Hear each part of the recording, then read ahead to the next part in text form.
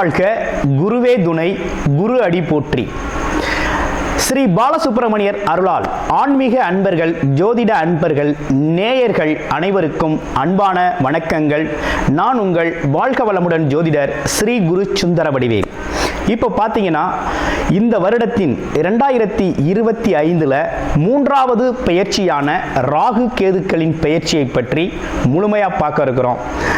இவங்க பார்த்தீங்கன்னா வருகின்ற மே மாதம் 18ஆம் தேதி ஞாயிற்றுக்கிழமை பெயர்ச்சி ஆகுறாங்க.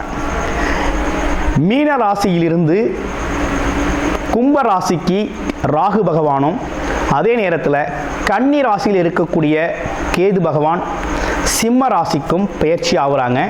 இவங்க எப்போதுமே பார்த்தீங்கன்னா ரிவர்ஸ் டைரக்ஷனில் தான் இவங்க பெயர்ச்சி பலன் அப்படிங்கிறது இருக்கும். ராகு கேதுக்கள் சாயா கிரகங்கள் அப்படின்னு சொல்லக்கூடிய இவங்களோட பலன்கள்லாம் எப்படி இருக்கும் அப்படின்னு பார்க்கையில் அதுக்கு முன்னால் ராகு கேதுக்கள் எப்படிப்பட்டவர்கள் அப்படிங்கிறதையும் சின்னதாக நம்ம தெரிஞ்சுக்கலாம். ராகு அப்படிங்கிறவர் பார்த்தீங்கன்னா உலக போகங்களை அனைத்தையும் கொடுத்து பிற்பகுதியில் அதற்கான அனைத்து விதமான வாய்ப்புகளையும் கொடுப்பார். ராகு உலக போகங்களில் அனைத்து விதமான வாய்ப்புகளையும் கொடுத்து பிற்பகுதியில் அதன் மூலமாக சின்ன சின்ன தவறுகளை செய்ய வச்சு சிறு தண்டனைகளையும் கொடுக்கறது மட்டும் இல்லாமல் கொடுக்கிறவர் தான் ராகு.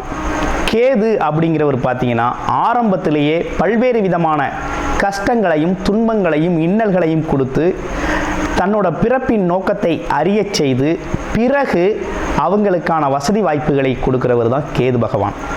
இருவருமே ஒருத்தருக்கொருத்தர் பெரிய பலம் வாய்ந்தவர்களாக இருக்கிறாங்க. ஜோதிடத்தில் எல்லாரையும் விட மிகவும் பலம் வாய்ந்தவர் ராகு பகவான் இருக்கிறார். அதை விட ஒருபடி மிஞ்சி கேது பகவானும் இருக்கிறார். இப்போ இவங்களை தாண்டி மிகப்பெரிய விஷயங்களை இந்த ஜோதிடத்தில் செய்ய முடியாது. இந்த ராகு கேதுக்கள் அப்படிங்கிறது பார்த்தீங்கன்னா சந்திரன் சூரியனை நெருங்கி செல்லுது அப்படின்னா சந்திர கிரகணம் சூரிய கிரகணம் அப்படிங்கிறது ஏற்படக்கூடிய ஒரு அமைப்பு இருக்குது. அடுத்து ராகு கேதுக்களுக்கு இடையில ஒருத்தரோட பிறப்பு ஜாதகத்தில் கிரகங்கள் அனைத்துமே அடைபட்டு போச்சு அப்படின்னா கால சர்ப்ப தோஷம் அப்படிங்கிற ஒரு பாதிப்பு ஏற்படும். இந்த காலகட்டத்தில் உங்கள் ஜாதகத்தில் எந்த கிரகம் உச்சம் ஆட்சி பெற்று வலிமையாக இருந்தாலும் அதோட பலன்களை முழுமையாக நம்ம அனுபவிக்க முடியாது அப்படிங்கிற ஒரு சூழ்நிலை இருக்குது. இப்படிப்பட்ட கிரக அமைப்புகளோடு இருக்கக்கூடிய ராகு அப்படிங்கிறது பாட்டனார் சம்பந்தப்பட்ட வம்சவழி சம்பந்தப்பட்ட விஷயத்தையும், கேது அப்படிங்கிறது ஆன்மம் உள்நிலை சம்பந்தப்பட்ட விஷயத்தையும், அம்மா வர்க்கம் சம்பந்தப்பட்ட விஷயத்தையும் குறிப்பெடுத்து தரக்கூடிய ஒரு அமைப்பு அப்படிங்கிறது தான் ராகு கேதுக்கள். இப்படிப்பட்ட ராகு கேதுக்கள் என்ன விதமான பலன்களை தர இருக்குது, இதில் உங்களுடைய ராசிக்கு இந்த பெயர்ச்சி பலன்கள் எப்படி இருக்குது அப்படிங்கிறத முழுமையாக இப்போ பார்க்க இருக்கிறோம். மகர ராசி காலச்சக்கரத்தின் 10வது ராசி. கர்மம் சார்ந்த விஷயத்தை நிறைய செய்யணும் அப்படின்னு சொல்லி தொழில் வேலை அமைப்புகள் சம்பந்தப்பட்ட விஷயத்தில் அதீத ஈடுபாடு கொண்டவர்களாக கவனத்தை முழுமையாக அதில் செலுத்துறதும், அது மட்டும் இல்லாமல் தொழில் நுணுக்கங்கள் தெளிவாக தெரிஞ்சுக்கிறதுல அக்கறை செலுத்தக்கூடிய ஒரு அமைப்பு அப்படிங்கிறது மகர ராசிக்கு உண்டு. எதுலேயும் ஒரு ஆளுமை திறன் இருக்கும், நேர்மையான குணம், சொல்கிற விஷயத்தை செயல்படுத்தணுங்கிற அக்கறை, பொறுப்புள்ளவர்களாக இருக்கிறது அப்படிங்கிறது மகர ராசி அன்பர்களுக்கு உண்டான ஒரு நல்ல குணமாக இருக்குது. அதே நேரத்தில் இந்த ராகு கேது பெயர்ச்சி எப்படி இருக்குது அப்படின்னு பார்த்தோம்னா, ராகு அப்படிங்கிறவர் 2ஆம் இடத்துக்கு வந்துட்டார். அதே போல் கேது அப்படிங்கிறது பார்த்தீங்கன்னா 8ஆம் இடம். 2, 8ஆம் இடங்களில் ராகு கேதுக்கள் இருந்தால் நல்லது நடக்குமா அப்படின்னு பார்த்தா கொஞ்சம் கவனமாக இருக்கணுங்கிறது மாதிரி இருக்குது. என்ன காரணம்னா, மகர ராசியை பொறுத்த வகையில் இப்போ தான் 7.5 சனி பாதிப்பிலிருந்து முழுமையாக விடுபட்டீங்க. சனி பகவானோட தடை தாமதம், மனக்குழப்பம், சிக்கல், சிந்தனைகள், பிரச்சனை அப்படிங்கிற ஒரு விஷயத்தெல்லாம் இப்போ தான் கடந்து வந்தோம். ஆனால் அடுத்து இப்போ என்ன நடந்துருச்சு அப்படின்னா ராகு கேது பெயர்ச்சி வந்துருச்சு. இந்த ராகு கேது பெயர்ச்சி நன்மை தருமா தீமை தருமா அப்படின்னா, நன்மை தருமா தீமை தருமா அப்படின்னா, இந்த கேது பகவான் 8ஆம் இடத்துல அமர்ந்திருக்கிறது, மறைவு ஸ்தானத்தில் அமர்ந்திருக்கிறது ஒரு வகையில் ஒரு நல்ல அமைப்பு அப்படின்னு தான் எடுத்துக்கலாம். ஆனால் 2ஆம் இடத்துல இருக்கக்கூடிய ராகு அப்படிங்கிறது கொஞ்சம் கவனம் எடுத்துக்கணும்.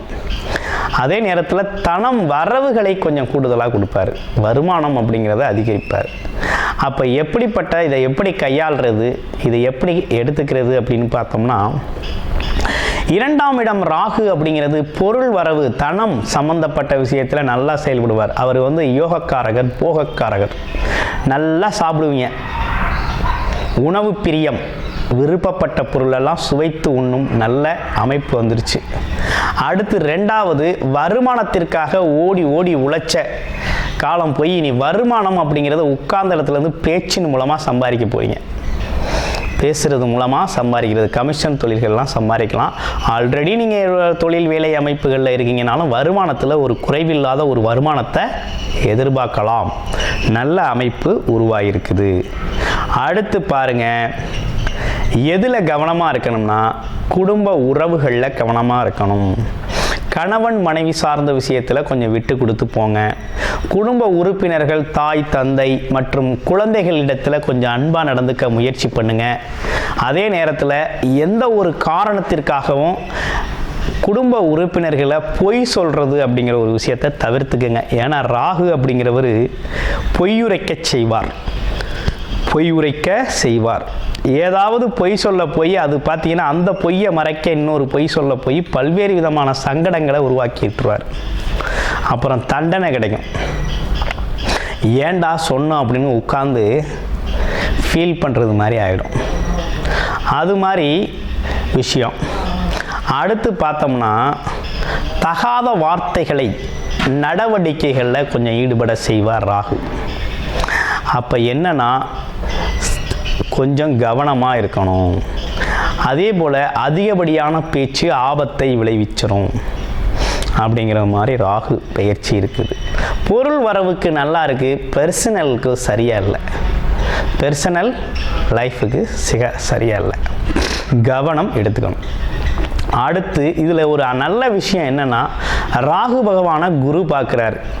அப்போ மகர ராசிக்கு 2ஆம் இடம், மகர ராசி அப்படிங்கிறதுக்கு 2ஆம் இடத்தை குரு பார்க்குறார். அப்போ குரு பார்க்கறதுனால கொஞ்சம் ராகுவை கட்டுப்படுத்துவார். சுபத்துவமான பார்வை, சுபத்துவமான விஷயத்தை, சுபத்துவமான வைப்ரேஷன்ஸை ராகு மேலே கொடுக்கையில் ராகுவோட கெடு பலன்கள் கொஞ்சம் குறைஞ்சு அது நற்பலன்களாக மாறக்கூடிய நல்ல அமைப்பு கோச்சார நிலையில் ஏற்பட்டிருக்கு. அடுத்து கேது, கெடுத்து கொடுப்பவர். இப்போ 8ஆம் இடத்துல இருக்கார் கேது. வம்பு, வழக்கு, அவமானம், மனஸ்தாபம், மனசங்கடம், எதிர்மறை சிந்தனைகள், சண்டை, பகை, இப்படிப்பட்ட விஷயங்கள்லாம் ஈடுபடுறது அப்படிங்கிற இடத்துல கேது பகவான பாம்பு கிரகம் இருக்குது. அப்போ என்னன்னா, ஒரு கெடுதல் செய்யக்கூடிய ஒரு கிரகம் கெட்ட இடத்துல அமர்ந்திருக்கு அப்படின்னா அந்த இடத்துல நடக்கக்கூடிய தன்மைகளை கொஞ்சம் எதுக்கும் அப்படின்னா அந்த இடத்துல கொடுக்க வேண்டிய அமைப்புகளை கொஞ்சம் சரி செய்ய முயற்சி அப்படிங்கிறது நடக்கும். ஆனால் கேதுவாக இருக்கிறதுனால என்ன நடக்குது அப்படின்னா ரொம்ப ஸ்ட்ராங்காக இருக்கும். அப்போ 8ஆம் இடம் அப்படிங்கிறதும் கொஞ்சம் கவனம் எடுத்துக்கணும். ஆனால் 8ஆம் இடம் உங்களுக்கு கேது அமர்வுனால கொஞ்சம் ஸ்ட்ராங்காக தான் இருக்குது, நல்லா தான் இருக்குது, சாதகமாக தான் இருக்குது. பாதகம்னு சொல்லி பயப்பட வேணாம், சாதகமாக தான் இருக்குது. ஆனால் இருந்தாலும் கவனம் எடுத்துக்கணும். எல்லா விஷயத்திலையும் கூடுதல் கவனம் எடுத்துக்கணும். அறிவு ரீதியாக யோசிக்கணும், தர்க்க ரீதியாக யோசிக்கக்கூடாத விட அறிவு ரீதியாக புத்திசாலித்தனமாக ஞானம் சார்ந்த விஷயத்தில் அப்படி யோசிக்கணும். ஆன்மீக ஈடுபாடுகளை கொஞ்சம் அதிகப்படுத்தணும். ஆமாம், அரசியல் தொடர்பு சம்பந்தப்பட்ட விஷயத்தில் கொஞ்சம் கவனம் எடுத்துக்கணும். அதே போல் தான தர்மங்கள் நிறைய செய்யணும். அதே போல் பார்த்தீங்க அப்படின்னா பிறருக்கு உதவி செய்கிறது அப்படிங்கிற ஒரு விஷயத்தில் கொஞ்சம் கவனமாக செய்யணும். அதே நேரத்தில் யாருக்கும் வாக்குறுதிகளை அள்ளி கொடுக்கக்கூடாது. கொடுத்துட்டு அப்புறம் வாக்கு நிறைவேற்ற முடியாமல் போயிடும், பொய் வாக்காக ஆயிரும். அதனால நம்ம செல்வாக்கு குறைஞ்சு போயிடும். இப்படிப்பட்ட விஷயங்கள்லாம் மகர ராசிக்கு இருக்குது.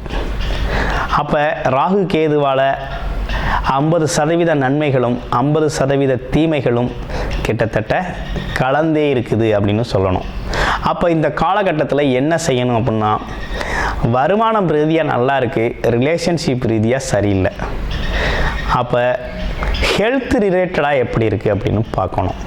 அப்போ ஹெல்த் ரிலேட்டடாக நல்லா இருக்கா அப்படின்னா கண்டிப்பாக உடல் ஆரோக்கியம் சம்பந்தப்பட்ட விஷயங்கள் எப்படி இருக்குது அப்படின்னா நல்லா இருக்குது. இதுவரை சரியில்லை, இனிமேல் நல்லா இருக்கும். அதை பற்றி ஒன்றும் கவலைப்பட வேண்டாம். இப்போ உங்களுடைய பிறப்பு ஜாதகத்தில் என்ன விதமான தசாபுத்தி இருக்குது, நீங்கள் என்ன லக்கணம், என்ன தசாபுத்தி அமைப்பு இருக்குது, ராகு கேதுக்களோட அமர்வு நிலை எப்படி இருக்குது. ராகு கேது அப்படிங்கிறது பார்த்தீங்கன்னா, ராகு கேதுக்கு இடையில் அனைத்து கிரகங்களும் இருந்துச்சு அப்படின்னா சர்ப்பதோஷம். இது மற்ற கிரகங்களெல்லாம் செயல்பட விடாமல் எந்த விதமான ஆக்டிவிட்டியும் இல்லாத ஒரு தோஷத்தை ஏற்படுத்திடும். இந்த சர்ப்பதோஷம் அப்படிங்கிறது வந்துருச்சு அப்படின்னா என்னதான் நீங்கள் கஷ்டப்பட்டாலும் சிரமப்பட்டாலும் நல்லதை கனவு தான் காணலாம், வாழ்க்கையில் நடக்காது. இதுக்கெல்லாம் காரணம் எப்படி இருக்குது அப்படின்னா முன்வினை பதிவுகள் அப்படின்னு சொல்லக்கூடிய முன்னோர் பாட்டனார் சம்மந்தப்பட்ட விஷயத்தில் ராகு செயல்படுவார். பாட்டி தாய் வழி உறவுகள் சம்மந்தப்பட்ட சிக்கலில் கேது செயல்படுவார். இவங்க உங்கள் ஜாதகத்தில் எங்கே அமர்ந்திருக்காங்க அது சார்ந்த பலன்களை கொடுப்பாங்க. நீங்கள் என்ன செஞ்சுருக்கீங்களோ அதோட பதிவுகளை இந்த காலகட்டத்தில் அதோட வினை நல்வினையா தீவினையா அப்படிங்கிறத உங்களோட பிறப்பு ஜாதகம் குறித்து சொல்லும். அப்போ இந்த பிறப்பு ஜாதகத்தில் இந்த மாதிரி தசாபுத்தி நடக்குதா, இல்லை நடக்கலையா, இல்லை நீண்ட காலத்துக்கு அப்புறம் வருதா, இல்லை முடிஞ்சிருச்சா அப்படிங்கிறதெல்லாம் நீங்கள் பார்த்து தெரிஞ்சுக்கிட்டு அதற்கு ஏற்றாற் போல் இந்த அணுகுமுறையை நீங்கள் கையாளணும், இந்த பெயர்ச்சியை கையாளணும். அப்போ இந்த பெயர்ச்சி அப்படிங்கிறது பாம்பு கிரகங்களின் பெயர்ச்சி அப்படிங்கிறது சனி கிரக பெயர்ச்சிக்கு அப்புறம் கொஞ்சம் பயத்தை ஏற்படுத்திக்கக்கூடிய பெயர்ச்சி அப்படின்னா ராகு கேதுக்கள் பெயர்ச்சி தான். குரு எப்போதுமே நல்லவர் தான். குருவால் மங்கள நிகழ்வுகள் தான் நடக்கும்.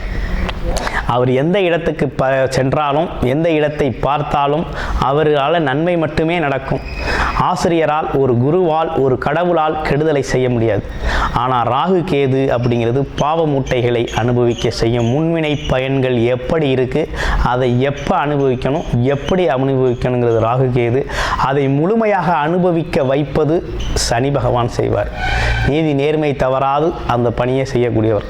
அப்போ இந்த காலகட்டத்தில் இப்படிப்பட்ட பலன்களோட உங்களுக்கு அமைஞ்சிருக்குது.